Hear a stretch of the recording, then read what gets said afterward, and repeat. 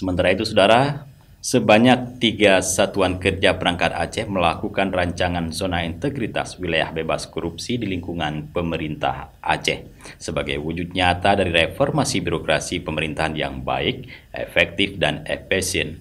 Ketiga SKPA tersebut yaitu Inspektorat Aceh, Rumah Sakit Umum Zainal Abidin Banda Aceh, serta Dinas Pertanian dan Perkebunan Provinsi Aceh.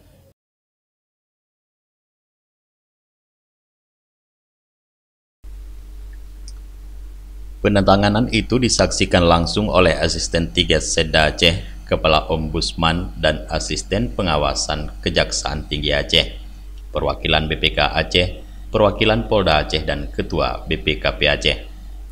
Asisten 3 Setda Aceh dalam sambutannya berharap kegiatan pencanangan ini bukan hanya sekedar seremonial belaka, namun dapat diimplementasikan dengan mantap dalam operasional keseharian ketiga instansi ini ketika menjalankan berbagai wewenang serta tupoksi dan program-programnya. Kegiatan pencanangan merupakan langkah awal pembangunan zona integritas, namun tidak diwajibkan.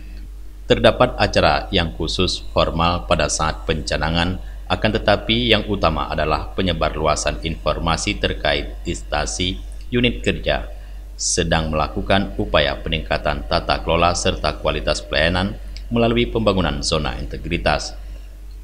Pada level pemerintahan provinsi, Inspektorat Aceh telah ditunjuk sebagai koordinator pembinaan dan pengawasan penyelenggaraan pemerintahan daerah dalam rangka mewujudkan tata kelola pemerintahan yang baik.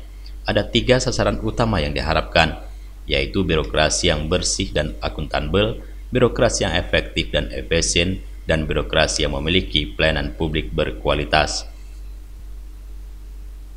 Dari Banda Aceh, Tim Liputan Aceh TV melaporkan.